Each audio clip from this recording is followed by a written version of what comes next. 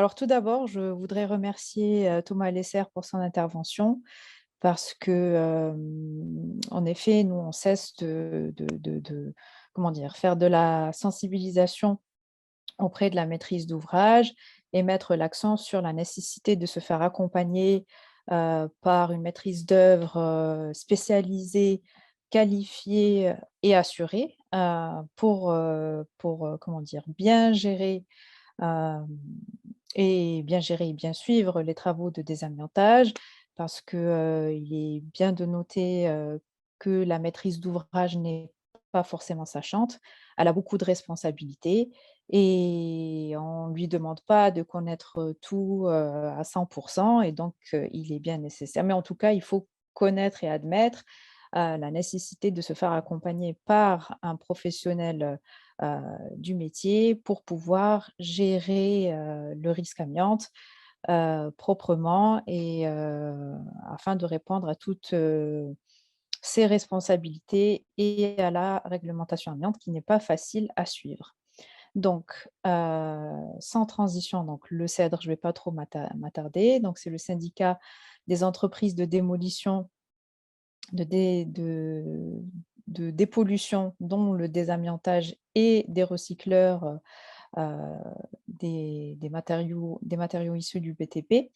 Donc, on représente, 4 métiers, donc, ceux que je viens de citer, plus, le métier spécifique du sciage carottage pour représenter, 250, adhérents, donc entreprises de travaux, plus, environ 70 partenaires qui sont en fait, justement des cabinets, heu, des bureaux d'études, des maîtrises d'œuvre, des laboratoires, en fait un peu tous les métiers, autour heu, des métiers que l'on représente.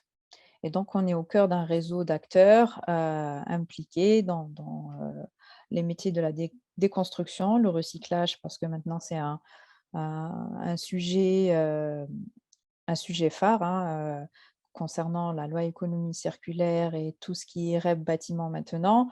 Donc, c'est des sujets qui, en plus de l'amiante, deviennent de plus en plus, prégnants. Et donc le CEDRE, est actif, pour, l'intérêt de ses adhérents dans tous ces sujets-là.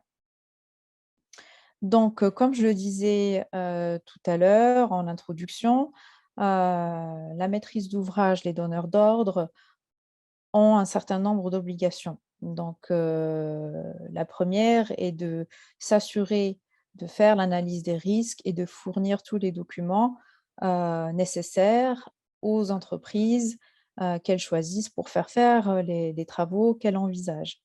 Donc, cela de manière générale et donc de se faire accompagner, par une maîtrise d'œuvre spécialisée, un coordonnateur SPS, mais aussi de bien, définir les travaux, donc non seulement, de les classer soit sous section 3, soit en sous section 4, mais aussi de bien définir le périmètre et la nature des travaux qu'on veut, qu'ils veulent, faire.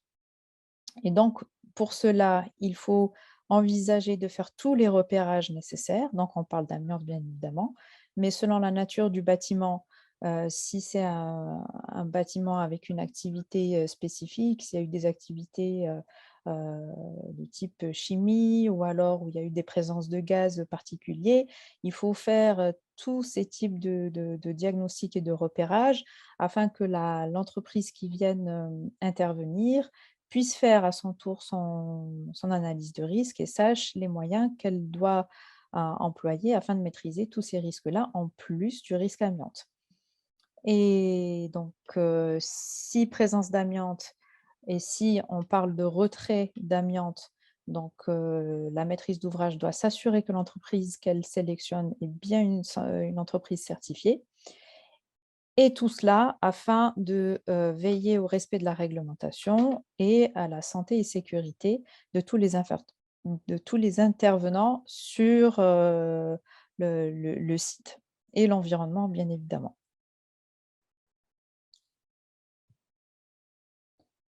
Donc un petit quiz. On parlait de documents nécessaires à l'évaluation du risque, donc je vous pose la question, est-ce que le DTA, dossier technique amiante, peut se substituer au repérage avant travaux? Je vous Voilà, écoute. il y a une petite question. Alors, on vous laisse 5 secondes allez, pour répondre. 4, 3, 2, 1. Ah ben, on voit personne sur la scène. 0, c'est parce que je suis là. Allez, Benjamin, on a les résultats? Voilà, celui-là, non, en majorité. C'est ça, c'est alors de prime abord, c'est non, bien sûr que c'est non, et on va le voir pourquoi tout à l'heure. Hem, le DTA peut suffire dans certains cas bien spécifiques. Lorsque, par exemple, on peut intervenir dans un local où on sait d'emblée que, on peut intervenir sur un sol d'un local dont on sait d'emblée qu'il y a, heu, de l'amiante, par exemple, et en analysant, le DTA, on sait qu'on a les éléments nécessaires, pour faire l'intervention ponctuelle ou voilà. Mais c'est des cas vraiment très spécifiques qui sont bien expliqués par une des plaquettes de la DGT où, où en fait on a comment dire? Les situations où la maîtrise d'ouvrage peut s'exempter de faire un repérage avant travaux, notamment lorsqu'il y a urgence ou sinistre et donc voilà. Mais disons que la bonne pratique est de faire réaliser un repérage, amiante exhaustif. Donc comme je le disais, la différence, du DTA, c'est qu'il n'est pas forcément mis à jour. On n'a pas forcément, les repérages de tous les matériaux amiantes, donc il n'est pas exhaustif. Parfois, il y a des repérages, mais qui ne sont pas destructifs, donc on ne peut pas avoir une information complète, notamment lorsqu'on a, par exemple, dans les diagnostics avant-vente, les diagnostics, partie privative et cetera. Donc, comme je disais, selon le type de situation, il se peut qu'il puisse être, utilisable, mais, pour avoir une maîtrise parfaite, heu, du risque, il est toujours, exigé d'avoir un repérage avant travaux parce que c'est un repérage exhaustif de tous les matériaux amiantes selon un périmètre bien défini, selon les types de travaux qu'on envisage et avec des sondages destructifs de manière à avoir une information complète. Donc, je vais passer très vite, hein. Cette obligation a été introduite donc par la loi d'un côté et ensuite le décret du 9 mai 2017 et leurs arrêtés d'application et donc où on a cette obligation dans les 6 domaines donc et dont les immeubles bâtis, bien évidemment. Donc les 6 domaines, vous les connaissez. Je vais essayer de passer rapidement pour aller à l'essentiel de mon sujet.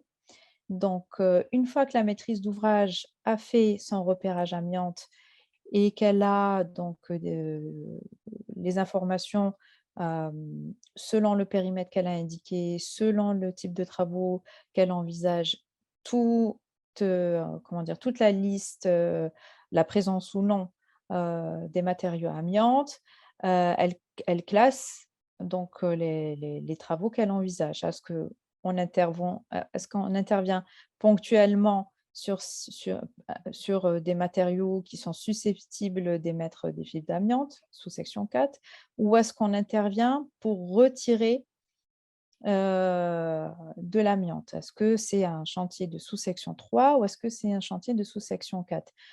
Alors, parfois, c'est pas parfois, même, très souvent, la limite peut être floue et ce qu'on préconise, c'est le bon sens. C'est-à-dire, un exemple tout bête, alors percer un mur, qui contient de l'amiante, une fois, 2 fois, ça peut être de la sous-section 4 parce que c'est une intervention ponctuelle sur une très courte durée qui peut être maîtrisée avec, des moyens de protection collective et individuelle, bien évidemment.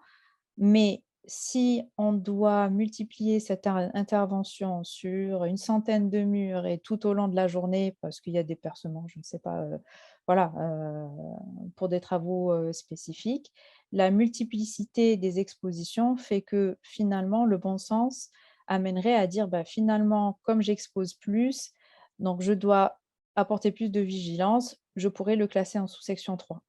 Donc il faut toujours peser, le risque et comment dire? La nature du risque pour bien définir la classification des travaux. Donc une fois que la maîtrise d'ouvrage bien accompagnée de son maître d'œuvre spécialisé, heu, définissent bien la nature des travaux, il rédige donc le dossier de consultation des entreprises avec tous les documents nécessaires. On part du principe que c'est donc, des travaux de sous-section 3, hein. Donc il s'assure que l'entreprise est bien certifiée. L'entreprise, à son tour, consulte les documents et fait son évaluation des risques. Donc comment elle fait l'évaluation des risques? Alors bien sûr, quand on fait un chantier d'amiante, de retrait d'amiante ou même de sous-section 4, il n'y a pas que le risque amiante. Le risque amiante, c'est un des risques. Il y a toujours tous les autres risques inhérents, au chantier. Il ne faut pas oublier les risques de chute de hauteur et cetera, qui fait que finalement, comment dire? C'est une toile, une multitude de risques qu'il faut, bien évidemment maîtriser et dont il faut apporter tous les moyens nécessaires pour maîtriser tous ces risques-là et particulièrement au risque d'amiante. Donc, l'entreprise, comme je disais, fait son évaluation du risque. Elle a aussi, comment dire, comme elle est sachante, elle peut discuter avec la maîtrise d'ouvrage, et on encourage les entreprises à développer un dialogue avec la maîtrise d'ouvrage, heu, parce que, parce que c'est que comme ça qu'on peut, comment dire? C'est en développant le dialogue qu'on peut facilement, envisager sereinement les chantiers et donc sachant l'entreprise en question, elle est sachante, donc elle connaît mieux, les risques, du métier, du chantier et donc alors certes, la maîtrise d'ouvrage se fait accompagner par un maître d'œuvre, mais l'entreprise est aussi là pour pas seulement exécuter ce qu'on lui demande d'exécuter, mais aussi d'apporter ses lumières sur, voilà, c'est parce qu'elle est sachante tout simplement. Tout cela afin de garantir la santé et la sécurité de ses salariés, de l'environnement et du site où elle intervient. Donc, on a dit que le repérage amiante avant travaux est quand même, une étape, primordiale, pour la maîtrise du risque amiante, pour le chantier et ceci aussi afin de mieux anticiper la gestion des déchets amiantes. Parce qu'il faut bien qu'on ait une idée sur les types déjà, d'amiante qu'on doit, gérer et ensuite les quantités. Parce que l'entreprise doit, anticiper donc les quantités qu'elle doit gérer afin voilà, heu, d'acheminer ces déchets, chez le gestionnaire final et donc il faut anticiper au mieux, et ne pas laisser à la dernière minute de dire: «Ah oui, qu'est-ce que je fais de mes déchets maintenant?»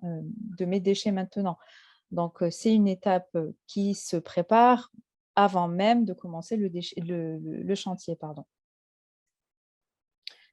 Donc comment on envisage le risque amiante? Donc le cœur, de l'évaluation du risque amiante passe par la définition du processus. Qu'est-ce que c'est un processus? C'est un matériau à retirer, une technique de retrait, plus les moyens de protection, collective à mettre en œuvre.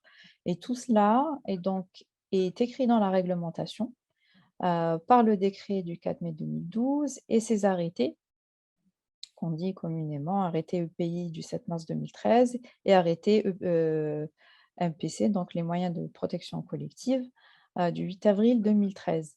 Donc tout est décrit.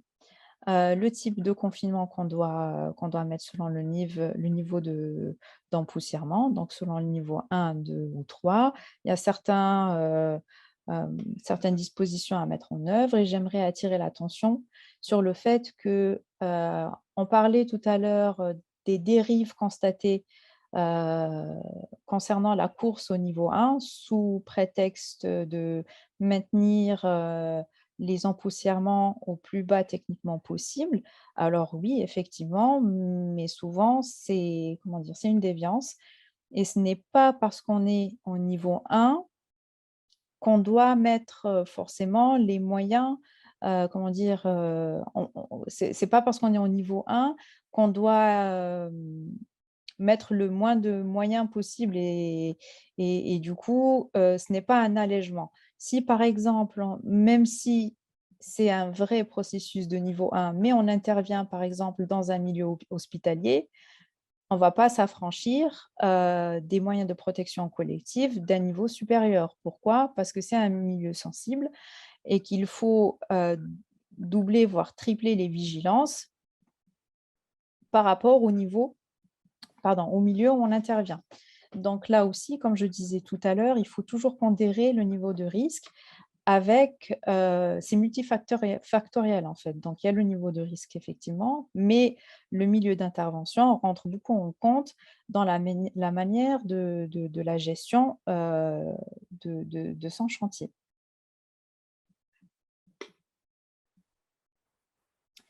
À ces obligations donc, qui datent de 2012-2013 s'ajoutent de nouvelles obligations, en 2022, qui est d'une part, on en a parlé tout à l'heure, la dématérialisation de la transmission du blanc de retrait, où finalement on décrit, tout ce qu'on doit mettre en œuvre, pour, mener notre chantier de sous-section 3. Alors à ce jour, il n'y a que 5 régions qui sont concernées, avec un objectif de généralisation de l'outil, au niveau national au premier trimestre 2023, oui 2023 et à ce jour, on attend toujours, l'arrêté modificatif qui va venir nous préciser, la date du déploiement national et ses modalités. Et je parlais tout à l'heure, de la gestion des déchets, donc il y a aussi, l'obligation de dématérialisation de la traçabilité des déchets amiantes et déchets dangereux. Donc, précisé par les arrêtés du 21 décembre, 2021, donc pour application à partir du 1er janvier 2022. Donc, où, maintenant la maîtrise d'ouvrage à partir de la maîtrise d'ouvrage jusqu'à l'accepteur, final de déchets, tous doivent signer, les bordereaux déchets, par voie dématérialisée. Et de ce fait, donc les registres nationaux, des déchets sont automatiquement et numériquement implémentés par les informations, entrées dans Track Déchets. Donc finalement, on a la réglementation nous dit ce qu'on doit mettre en œuvre, mais en fait les entreprises jusqu'à il y a quelque temps, n'avaient pas encore eu l'occasion de mettre, comment dire? De rédiger leurs bonnes pratiques du métier. Finalement, on sait ce qu'on doit mettre en œuvre, mais comment on doit le mettre en œuvre pour bien répondre à la réglementation. Donc, les professionnels se sont structurés et surtout après, 10 ans, de recul et de retour d'expérience après, la réglementation de 2012. Aujourd'hui, le métier s'est structuré, s'est professionnalisé et riche, de son retour d'expérience. Aujourd'hui, ils se sont associés. Donc, pour la partie, sous-section 4, la FFB, l'OPP, BTP et si je ne m'abuse, l'INRS et CARSAT ont pu, à travers plusieurs projets, je le précise, pu mettre, en évidence, heu, des bonnes pratiques, pour maîtriser certains types de processus. Donc on a des informations dans Carto Amiante où lorsqu'on comment dire? On suit, les bonnes pratiques telles que décrites, euh,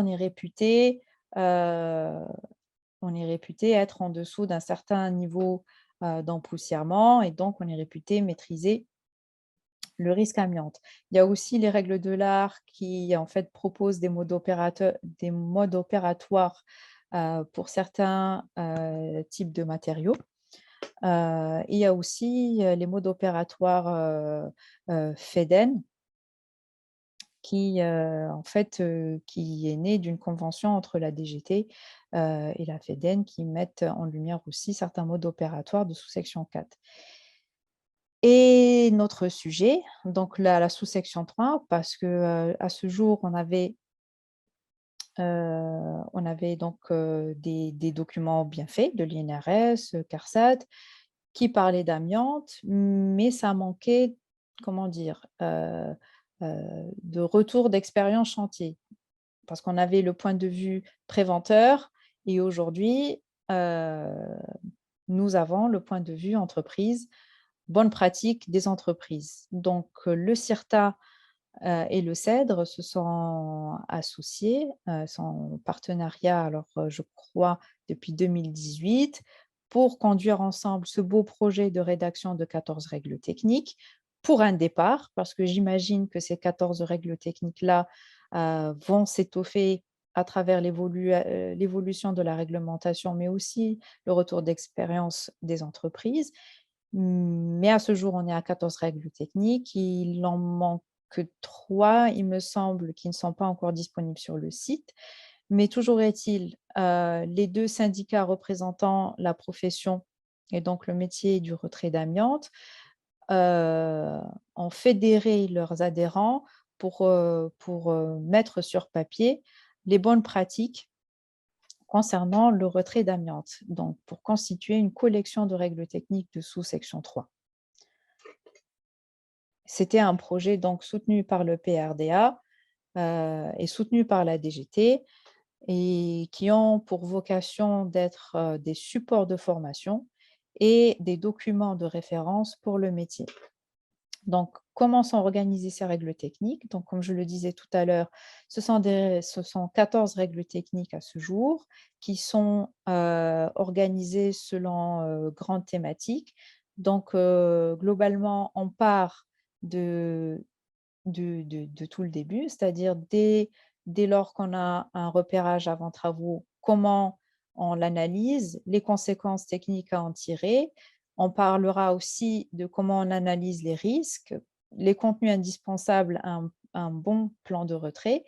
Et donc, à travers toutes ces collections-là, on passera par comment on monte, comment on envisage son chantier, les installations et les opérations nécessaires pour, comment dire, pour une bonne installation de chantier, comment on monte son confinement, comment on gère l'aérolique de chantier, les procédures d'entrée et de sortie, de décontamination du personnel et du matériel, la maîtrise des appareils de protection respiratoire, avec un focus particulier sur la maîtrise de l'adduction d'air, mais aussi on parle des techniques de retrait, avec un focus sur les techniques de diminution des empoussièrements en zone de travail, mais aussi le retrait des matériaux très émissifs. On parlera aussi de métrologie. Et là, effectivement, c'est une des règles qui reste à faire parce qu'on attendait le retour du guide avec toutes les mises à jour avant de finaliser cette règle-là. Ensuite, les dispositions de fin de chantier, comment on restitue les locaux, les conditions d'évacuation des déchets, s'il y a entreposage en temporaire, comment on le gère. Et il y a une règle spécifique à l'installation fixe de traitement d'amiante parce que c'est une installation, alors c'est un mode de retrait qui est vraiment très spécifique, qui n'est pas comme un chantier classique, bâtiment ou autre. Donc, cette spécificité méritait d'avoir une règle propre. Donc, l'ensemble des règles disponibles à ce jour sont téléchargeables et consultables sur le site qui est indiqué ci-dessus, donc par libre téléchargement. j'attire votre attention sur le fait que ces règles-là sont amenées à évoluer, hein, elles sont pas figées, mais c'est déjà un bon début de réponse de la part des professionnels pour pour la mise en lumière des bonnes pratiques du métier. Voilà pour moi. Heu, je suis à votre écoute pour toute interrogation. Je serai ravie d'échanger avec vous. Voilà, merci Souila. On peut applaudir Souila à distance, comme ça elle va nous entendre. Je- Merci Souila pour cette intervention. Peut-être tu l'as dit, mais je n'ai pas entendu. La finalisation de toutes les règles techniques, c'est prévu pour quand? Alors les de mémoire, les 3 qui restent, alors j'ai bon espoir que d'ici la fin de l'année, on aura finalisé, les toutes dernières. Mais disons qu'à 95 le projet, est finalisé. Oui. J'ai vu aussi que la FEDEN intervient aussi, ça pour la sous-section 4. Ça, c'est nouveau, ça, ou c'est… Non, non, c'est pas nouveau du tout. Alors, je n'ai plus la date en tête. Est-ce que c'était en 2017 ou en 2018? Donc, la FEDEN et la DGT ont mis une convention dans le temps pour la mise en place de certains modes opératoires. Et donc, c'est téléchargeable et consultable sur Internet. Il suffit de mettre convention FEDEN sous section 4 et on aura accès à ces modes Combien ces on a de modes modes… opératoires. Est-ce qu'on sait combien on a de modes opératoires aujourd'hui En totalité? en totalité? Ah, j'ai pas le chiffre en tête, je préfère ne pas dire de bêtises. Voilà. Bon, Mais il y a un certain nombre, hein, on entre passera. Carto, les règles de l'art et convention FEDEN, il y a un certain nombre intéressant de modes opératoires. Voilà, donc il faut aller voir pour les entreprises, quand vous êtes en sous-section 4, allez voir pour les entreprises, ou en sous-section 3, les règles techniques. Benjamin, il y avait une question du public. Hein. Oui, on a une question de Karel. En sous-section 4, pour un empoussillement inférieur à 5 fibres par litre, pouvez-vous préciser le mode de décontamination des opérateurs? Sur le site règle de l'art amiante.fr, il est stipulé que la douche d'hygiène est prise si possible sur place ou dans les locaux prévus par l'employeur. En sachant que le masque doit être porté jusqu'à cette douche, comment cela se fait-il en pratique? Est-ce que tu as compris, Souila? Parce que moi, je n'ai pas compris. Donc, La question est longue, donc sur le mode de décontamination des opérateurs et notamment sur le cas donc, de l'étape entre la douche ou après la douche. Mais tu dois l'avoir, hein, Souila, dans les questions aussi. Hein. oui. Est-ce qu'on prend le temps de… Tu la vois? Oui, alors je vois, il s'agit de 2 questions différentes. Alors je lis en même temps, hein. Donc si je comprends bien, si on doit, envisager une douche d'hygiène sur place, comment on peut la mettre en place, c'est ça? Voilà. Sachant que le masque doit être porté. Alors tout dépend de la configuration, du chantier. On peut envisager de mettre un polyane et bricoler entre guillemets une douche d'hygiène sur place avec un système de récupération des eaux polluées. Ou sinon, on peut envisager une UMD. Tout dépend du type des locaux et du type d'intervention. Donc là, il n'y a pas une réponse, comment dire, définitive. Comme je le disais, tout dépend. C'est multifactoriel. Voilà. Peut-être qu'en discuter avec le maître d'œuvre sur ce sujet qui est un cas complexe et on conseille peut-être à la personne, à l'entreprise d'en discuter avec le maître d'œuvre. Voilà, merci beaucoup Souila pour ton intervention. On se revoit donc en novembre, j'espère, en présentiel.